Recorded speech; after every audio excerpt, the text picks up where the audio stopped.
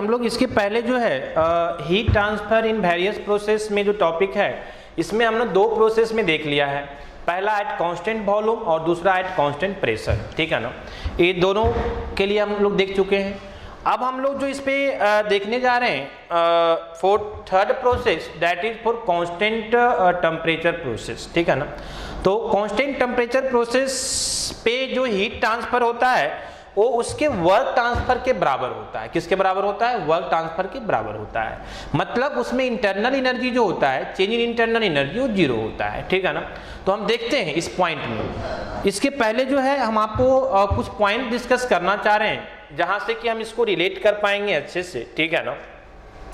पहला तो हम लास्ट क्लास में आपको एक एग्जाम्पल के थ्रू हम ये दिखाने का कोशिश किए थे आपको कि जो कांस्टेंट वॉल्यूम पे हीट ट्रांसफर करते हैं वहां से मेरा जो वर्क ट्रांसफर होता है कांस्टेंट वॉल्यूम पे वो जीरो हो जाता है और मेरा जो हीट ट्रांसफर है वो चेंज इन इंटरनल एनर्जी के बराबर हो जाता है। हम ये भी आपको बताए थे कि चेंज इन इंटरनल एनर्जी या इंटरनल एनर्जी का मतलब कि जो टेम्परेचर ऑफ मॉलिक्यूल्स होता है सिस्टम का, उसी को हम लोग जनरली इंटरमोलिकुलर टेम्परेचर या एनर्जी को ही हम लोग इंटरनल एनर्जी के नाम से जानते हैं जनरल। तो कहने का मतलब है कि यहाँ पे हम लोग आइसोथर्मल प्रोसेस में हीट ट्रांसफर को देखने के पहले कुछ पॉइंट्स, इंपॉर्टेंट पॉइंट्स है ना, हम उसको रिलेट करना चाहते हैं आपको, ठीक है ना। उसमें है कि अगर हम बात करें आपको, है ना, अगर हम आपको बात करें कि फॉर आइडियल गैस, देखिए यहाँ पे ध्यान दीजिए, ये समझिए थोड़ा सा। For ideal gas, for ideal gas, है ना, फॉर आइडियल गैस पहला पॉइंट हम आपको रिप्रेजेंट करना चाहते हैं कि for ideal gas change in internal energy जो होता है that is mCV dt, mCV dt, clear है ना। आप बोलेंगे सर ये कहां से डिफाइन होता है? तो हम कल आपको जो है ना हीट ट्रांसफर का, कल लास्ट में, कल का जो प्रीवियस वीडियो आप देखिएगा, हम आपको ये बता चुके हैं कि हीट ट्रांसफर का एक जनरल रिलेशन हम आपको डिफाइन किए थे mc डेल्टा टी, ठीक है ना। अब mc डेल्टा टी में मास हो गया, c आपका क्या हो गया स्पेसिफिक हीट, और ए डेल्टा टी जो था वहां पे हम कैपिटल टी नहीं स्मॉल टी से डिनोट किए थे, हालांकि उससे कोई फर्क नहीं पड़ता है, हम समझते हैं कि डेल्टा टी क्या है, चेंज इन टेम्परेचर। तो इसी ये भी क्या था, हीट ट्रांसफर ही था। वहां पे हीट ट्रांसफर को हम क्यू से दिखाए थे, डेल्टा टी को हम चेंज इन टेम्परेचर को डेल्टा टी से दिखाए थे, जो मेरा स्पेसिफिक हीट था वहां पे हम लोग सी से दिखाए थे, ठीक है ना। और हम आपको ये भी बात कर दिए थे कि फॉर गैसेस, यहाँ पे भी हम आइडियल गैसेस की बात कर रहे हैं, है ना, फॉर आइडियल गैस हम यहाँ पे वहां भी बताए थे कि गैस के लिए जो है इस Cp का वैल्यू दो तरह से डिफाइन करते हैं। स्पेसिफिक हीट का Cp मतलब specific heat at constant pressure, और दूसरा कैसे डिफाइन करते हैं Cv मतलब specific heat at constant volume, clear है ना। तो कहने का मतलब है कि एक गैस के लिए Cp और Cv मतलब स्पेसिफिक हीट को हम दो तरह से दिखाते हैं, क्लियर है ना। तो यहाँ पे जो चेंज इन इंटरनल एनर्जी मेरा डिफाइन होता है ना, ओ आपका क्या अभी हम बताए थे कि हीट ट्रांसफर जो होता है वो चेंज इन इंटरनल एनर्जी के बराबर होता है, कब? जब वॉल्यूम कांस्टेंट है, और जब वॉल्यूम कांस्टेंट होता है तो हम स्पेसिफिक हीट को कैसे दिखाते हैं? Cv से। यहां तक क्लियर है। तो कहने का मतलब क्या हुआ कि जहां पे C है वहां पे हम Cv ले सकते हैं। मास तो क्लोज सिस्टम के लिए यहां भी था, क्लोज सिस्टम के लिए यहां है, तो मास तो आपका सेम ही रहेगा। जहां पे डेल्टा टी ये क्या था, चेंज इन टेम्परेचर, यहाँ पे हम क्या दिखा सकते हैं, dt, ये भी मेरा क्या है, चेंज इन टेम्परेचर है। तो इस बेसिक कॉन्सेप्ट से हीट ट्रांसफर हम लिख सकते हैं, है ना, हीट ट्रांसफर का बेसिक कॉन्सेप्ट से हम लिख सकते हैं कि मेरा चेंज इन इंटरनल एनर्जी जो है वो mCv dt के बराबर होगा, क्लियर है। सिमिलरली सेकेंड पॉइंट में जो मेरा चेंज इन इंथैल्पी है ना, चेंज इन इंथैल्पी ये क्या आया था, तो हीट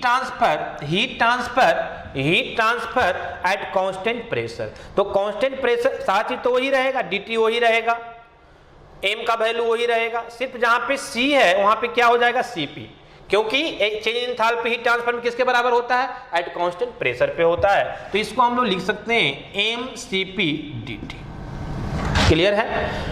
फिर से हम आपको रिलेट कर रहे हैं, कुछ भी नहीं, यहां भी Q मेरा हीट ट्रांसफर था, ठीक है ना, और हीट ट्रांसफर के कांस्टेंट वॉल्यूम के केस में heat transfer change in internal energy के बराबर होता है, तो हम चेंज इन इंटरनल एनर्जी को लिख सकते हैं mCV dt। Similarly heat transfer eight constant pressure, अभी हम प्रीवियस में बता चुके हैं, वो DH के बराबर होता है चेंज इन एंथैल्पी के, तो चेंज इन एंथैल्पी को लिख सकते हैं क्या, mCp dt। क्लियर है ना?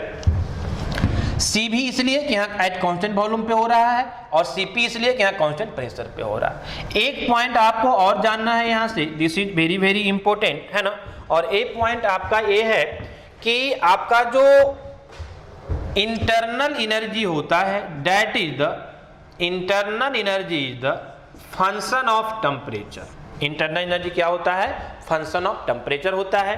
क्यों हम ऐसा बोल रहे हैं, हम आपको समझाए हैं, अभी हम आपको एक एग्जांपल से समझाए थे जब हम हीट ट्रांसफर बता रहे थे कि सपोज दैट कोई सिस्टम है, ये आपका कोई क्लोज सिस्टम है ना, आपका कोई क्लोज सिस्टम है। क्लियर है? अब आप इसमें अगर कोई हीट आप ट्रांसफर कर रहे हैं, है ना, अगर आप इसमें हीट ट्रांसफर कर रहे हैं तो आपका कुछ वर्क मिलेगा, और क्या होगा, तो ये इसके जो गैस का मॉलिक्यूल्स है इसके टेम्परेचर को राइज करेगा, और टेम्परेचर राइज होगा तो सिस्टम का इंटरनल एनर्जी भी क्या होगा, राइज करेगा। तो कहने का मतलब हम बताएं कि जो इंटरनल एनर्जी है वो क्या होता है, तो energy associated with molecules of the system. तो इस मॉलिक्यूल्स ऑफ द सिस्टम के साथ जो टेम्परेचर एसोसिएटेड होता है वो भी एक तरह का क्या होता है, मेरा इंटरनल एनर्जी होता है। कहने का मतलब यहाँ पे हम जनरली क्या करते हैं कि हीट ट्रांसफर करते हैं, उसका मॉलिक्यूल्स का टेम्परेचर बढ़ता है और इंटरनल एनर्जी बढ़ता है ना। तो इसलिए हम यहाँ से रिलेट करते हैं कि अगर मॉलिक्यूल्स का टेम्परेचर बढ़ेगा मतलब इंटरनल एनर्जी भी बढ़ेगा, और अगर टेम्परेचर कांस्टेंट है ना, अगर आपका टेम्परेचर क्या है, कांस्टेंट है, तो आपका चेंज इन इंटरनल एनर्जी भी क्या रहेगा, जीरो रहेगा, इंटरनल एनर्जी भी क्या रहेगा, कांस्टेंट रहेगा। क्लियर है? तो ये तीन पॉइंट को हम यहाँ से क्या करेंगे, हेल्प करेंगे। अब आइए हम यहाँ पे बात करते हैं किसके लिए, थर्ड नंबर में। हम फर्स्ट और सेकेंड आपको डिस्कस कर चुके हैं, ठीक है ना।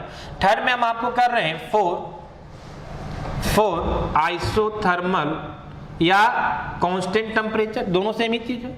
Four constant temperature process, constant temperature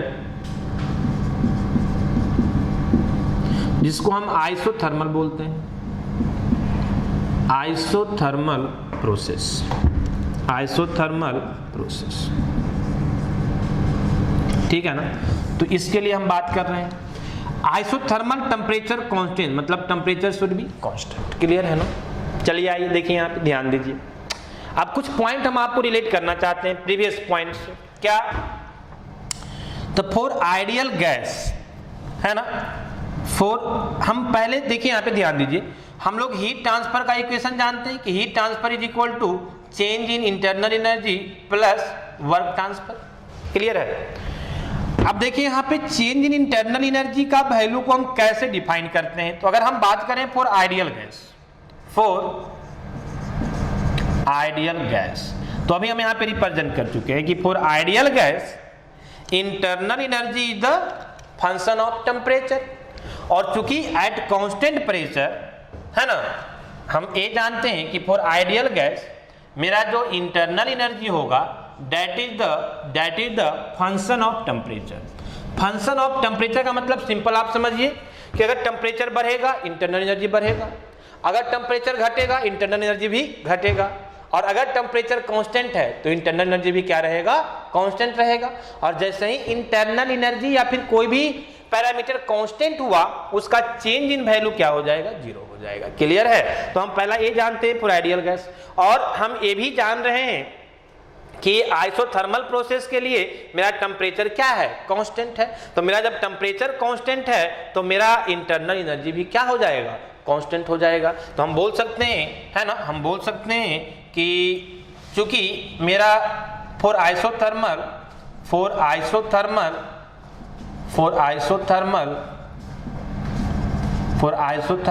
process temperature क्या है जी, कांस्टेंट है ना।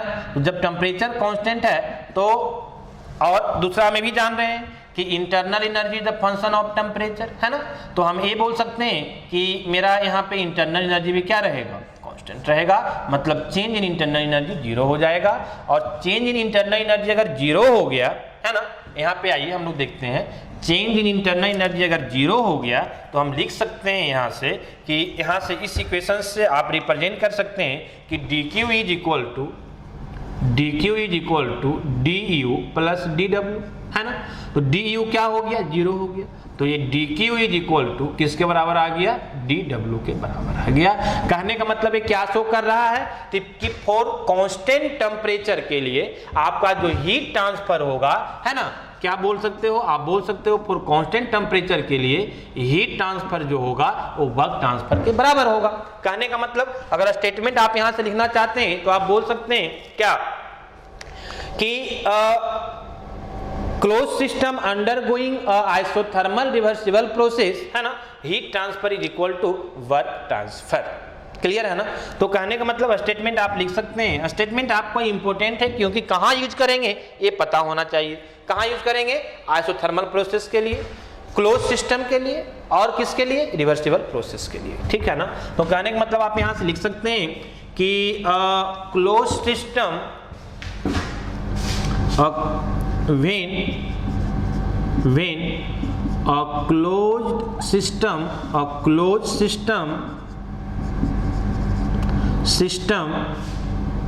undergoing in isothermal process then heat transfer is equal to work transfer, that means आप क्या बोल सकते हैं कि in isothermal process complete heat transfer is converted into work transfer, वो भी आप वहां से बोल सकते हैं, सेम ही चीज है, ठीक है ना। और अगर समझना चाहते हैं तो आप थोड़ा सा इसको समझिए, देखिए यहाँ पे ध्यान दीजिए। सपोज दैट कि आपका सिस्टम है, प्रैक्टिकली समझना चाहते हैं तो इस सिस्टम आपका एक पिस्टन सिलेंडर सिस्टम है, कुछ इसमें गैस है आपका, ठीक है ना। आप यहां से हीट ट्रांसफर कर रहे हैं, है ना, हीट ट्रांसफर कर रहे हैं। जो प्रोसेस हो रहा है वो कैसा हो रहा है, एट कांस्टेंट टेम्परेचर, मतलब इस सिस्टम का टेम्परेचर क्या है, कांस्टेंट है। एट कांस्टेंट टेम्परेचर पे आपका प्रोसेस हो रहा है। जब आपका कांस्टेंट टेम्परेचर पे प्रोसेस हो रहा है तो जो भी आपका जो गैस है, मॉलिक्यूल्स ऑफ गैस है, उसका टेम्परेचर राइज नहीं करेगा, और टेम्परेचर राइज नहीं करेगा तो उसका इंटरनल एनर्जी भी राइज नहीं करेगा। आपका जो इक्वेशंस है वो क्या शो करता है कि जो आप हीट दे रहे हैं उससे दो काम होगा, एक तो internal energy can rise of the system and there may be some work transfer. Clear है ना। तो ये इंटरनल एनर्जी जो है एक कब बढ़ेगा, क्योंकि this is the for ideal gas, this is the function of temperature. तो अगर टेम्परेचर सिस्टम का बढ़ेगा तभी इंटरनल एनर्जी बढ़ेगा। तो टेम्परेचर तो कांस्टेंट है तो इंटरनल एनर्जी भी क्या रहेगा, कांस्टेंट रहेगा, मतलब चेंज इन इंटरनल एनर्जी 0 है ना। तो ये सारा का सारा आपका जो हीट है वो कहां जा रहा है, वर्क ट्रांसफर में जा रहा है ना। तो हमेशा माइंड में रखिएगा, ये क्वेश्चन ही बोलता है कि जो मेरा हीट ट्रांसफर है उससे दो चीजें हमको मिल सकती है, एक इंटरनल एनर्जी चेंज हो सकता है सिस्टम का और दूसरा वर्क ट्रांसफर हमको मिलेगा। अगर इंटरनल एनर्जी 0 हो गया तो सारा हीट कहां जाएगा, वर्क ट्रांसफर में जाएगा, ठीक है ना। तो ये बेसिक कॉन्सेप्ट है जहां से आप इसको समझ सकते हैं। चलिए आइए हम नेक्स्ट बात कर रहे हैं आपको, है ना। 3 प्रोसेस में हम लोग देख लिए, ये आपका 3rd नंबर प्रोसेस था, क्लियर है ना। फर्स्ट में हम लोग कांस्टेंट वॉल्यूम देखें, सेकेंड में कांस्टेंट प्रेशर देखें और थर्ड में हम लोग देख रहे थे किसका, कांस्टेंट टेम्परेचर का, है ना। अब हम लोग बात कर रहे हैं 2 प्रोसेस और बच गया, एडियाबेटिक और किसका, पॉलीट्रोपिक का, ठीक है।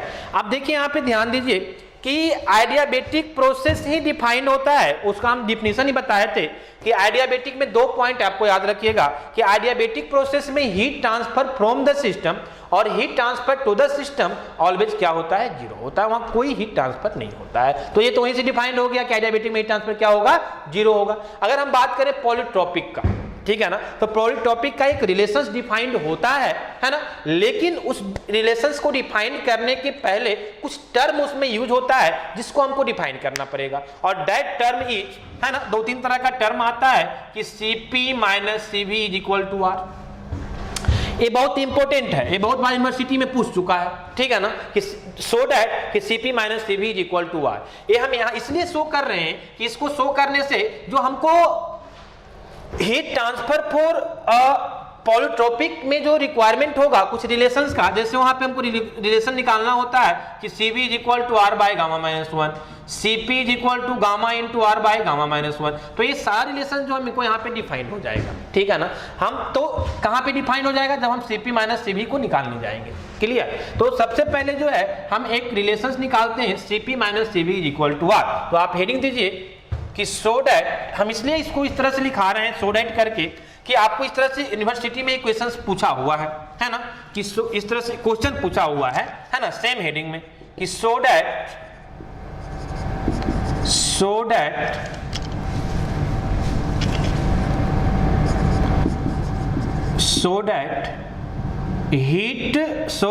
हाँ Cp माइनस Cv, आप समझ रहे होंगे Cp क्या है, Cv क्या है। Cp मतलब specific heat at constant pressure और Cv क्या है, specific heat at constant volume is equal to R किसके लिए, फॉर आइडियल गैस, ये आइडियल गैस के लिए Cp minus Cv is equal to क्या होता है, R होता है। इस रिलेशंस को हम लोग यूज भी करेंगे और इसको कभी कभी जो है प्रूफ करने के लिए भी पूछता है, ठीक है ना। चलिए आइए ध्यान दीजिए, देखिए हम कहां से इसको डिफाइन करते हैं। हम आपको बताए थे कि कल हम एक टर्म पढ़े थे इंथाल्पी, है ना, और इंथाल्पी को क्या बोले थे, पहला डेफिनेशन हम क्या दिए थे कि this is a term U plus Pv which is frequently used for our convenience in thermodynamics and this term is known as क्या, इंथाल्पी। अब देखिए यहाँ पे उसका जरूरत आ गई है ना, इसको प्रूफ करने के लिए हम उसका हेल्प लेंगे। तो हम कल देखे थे कि जो हीट इंथाल्पी होता है that is internal energy into Pv, U plus Pv, clear है ना, क्लियर है। अब इसको हम दोनों साइड डिफरेंशिएट कर देते हैं, ठीक है। अगर हम लिखें डिफरेंशिएट बोथ साइड, क्या मिलेगा हमको, तो DH is equal to DU plus D of PV, clear है ना, इससे नो इस। अब चलिए आइए यहाँ पे ध्यान दीजिए, अब सबका वैल्यू हम पुट करते हैं। DH का हम देख चुके हैं आइडियल गैस के लिए, फॉर आइडियल गैस के लिए हमको निकालना है। तो आइडियल गैस के लिए DH का वैल्यू हम अभी बताए थे आपको, U का भी वैल्यू बताए थे, और Pv is equal to mRT भी हम लोग जानते हैं, ठीक है ना। तो कहने का मतलब ये हुआ, आपको यहाँ पे हम ये कहना चाह रहे हैं कि हम इसको लिख सकते हैं इस तरह से कि फॉर आइडियल गैस हम लोग क्या जानते हैं, तो फॉर आइडियल गैस के लिए हम लोग सबसे पहले तो ये जानते हैं, है ना, फॉर आइडियल गैस के लिए सबसे पहले हम लोग ये जानते हैं कि अगर DH लिखना हो, चेंज इन इंथाल्पी, तो क्या लिखे थे, mCpdt, याद होगा आपको। अगर चेंज इन इंथाल्पी लिखना हो, change in internal energy DU, तो क्या लिखे थे, mCvdt। और अगर हमको Pv लिखना हो, आइडियल गैस इक्वेशन हम बताए थे आपको, है ना, Pv is equal to mRT, ठीक है। तो ये हम तीनों को यहाँ पे रिप्लेस कर सकते हैं। रिप्लेस करने के बाद हमको क्या मिलेगा, है ना, तो रिप्लेस करने के बाद जो हमको इक्वेशंस मिलेगा कुछ इस तरह से मिलेगा। देखिए यहाँ पे ध्यान दीजिए, तो DH is equal to, equations क्या है, DH है ना, DH is equal to DU plus D of P into V। DH को हम क्या लिख सकते हैं, mCpdt, DU को क्या लिख सकते हैं, mCvdt, और प्लस D तो रहेगा ही, और यहाँ पे हम क्या लिख सकते हैं, PV को mRT, PV को हम लिख सकते हैं mRT, क्लियर है ना। अब इसी को अगर हम आगे सॉल्व करें, ध्यान दीजिए यहाँ पे, तो हमको क्या मिल जाएगा, देखिए यहाँ पे, तो ये mCpdt is equal to mCvdt, और प्लस इसको हम लिख सकते हैं m और r, क्लोज सिस्टम के लिए तो m constant, r ideal gas constant है, तो m और r दोनों कांस्टेंट हो जाएगा, वेरिएबल के साथ dt, तो ये आपका dt, क्लियर है। आप देखिए यहाँ पे ध्यान दीजिए, है ना, अगर हम कॉमन ले लें तो हमको m भी कैंसिल हो जाएगा और dt भी क्या हो जाएगा, कैंसिल हो जाएगा, हो सकता है ना। कहने का मतलब है कि mCp और dt, आप यहाँ से जो है m इंटू dt को कॉमन ले लीजिए, क्या मिलेगा, तो Cv और प्लस क्या मिलेगा, Cp, सॉरी यहाँ से Cv मिलेगा, m और dt, यहाँ से आपको r मिलेगा, यहाँ से क्या मिलेगा, आर मिलेगा। ठीक है, आप देखिए यहाँ से एम आप कैंसिल कर सकते हैं, dt भी कैंसिल कर सकते हैं, क्या बचा, तो Cp is equal to Cv plus R. हम लिख सकते हैं कि Cp minus Cv, Cp minus Cv is equal to R. तो ये बहुत इजी है इसको है ना शो करना, इसको रिलेट करना। अगर बेसिक पॉइंट आपको इंथैल्पी का आइडिया है ना, और ये बेसिक पॉइंट का आपको आइडिया है, तो बहुत इजीली आप इसको क्या कर सकते हैं, है ना, रिलेशंस को शो कर सकते हैं। तो ये Cp minus Cv is equal to R. अब देखिए यहाँ से और भी कुछ रिलेशंस हम आपको डिफाइन करना चाहते हैं, समझिए, यहाँ पे ध्यान दीजिए। एक्चुअली जो स्पेसिफिक हीट C होता है, ठीक है ना, तो एक गैस के लिए दो तरह से डिफाइन होता है, एक Cp और एक Cv। Eight constant pressure Cp, eight constant pressure Cv, constant volume Cv। अब ये दोनों का रेशियो जो होता है, इसको हम लोग डिनोट करते हैं गामा से, है ना।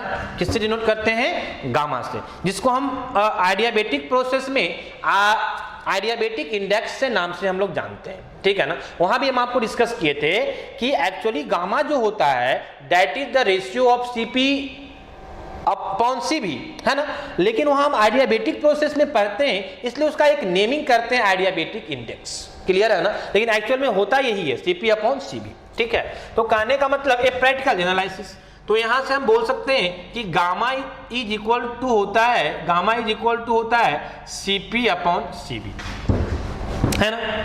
अब इस Cp अपॉन Cv हो गया, तो Cp इज इक्वल टू हम क्या लिख सकते हैं, तो गामा इंटू Cv, क्लियर। हम ऐसा क्यों कर रहे हैं, क्योंकि Cp और Cv का हम रिलेशन जो है वो गामा के फॉर्म में निकालना चाहते हैं। तो देखिए यहाँ पे ध्यान दीजिए कि जो मेरा Cp is equal to gamma minus Cv हो गया, है ना। तो आप इस इक्वेशंस को यूज कीजिए यहाँ पे, है ना। जहाँ पे Cv है वहां पे आप गामा इंटू Cv लिख सकते हैं, है ना। तो मान लीजिए ये इक्वेशंस नंबर 1, ठीक है। और आप बोल सकते हैं कि putting the value of Cp in equation 1 क्या मिलेगा, आपको मिल जाएगा Cp, इक्वेशन 1 क्या है, Cp minus Cv is equal to R, ठीक है। तो Cp की जगह पे क्या लिख सकते हैं, gamma into Cv minus Cv is equal to R. आप Cv आप कॉमन ले लेंगे तो क्या मिलेगा, gamma minus 1 is equal to are.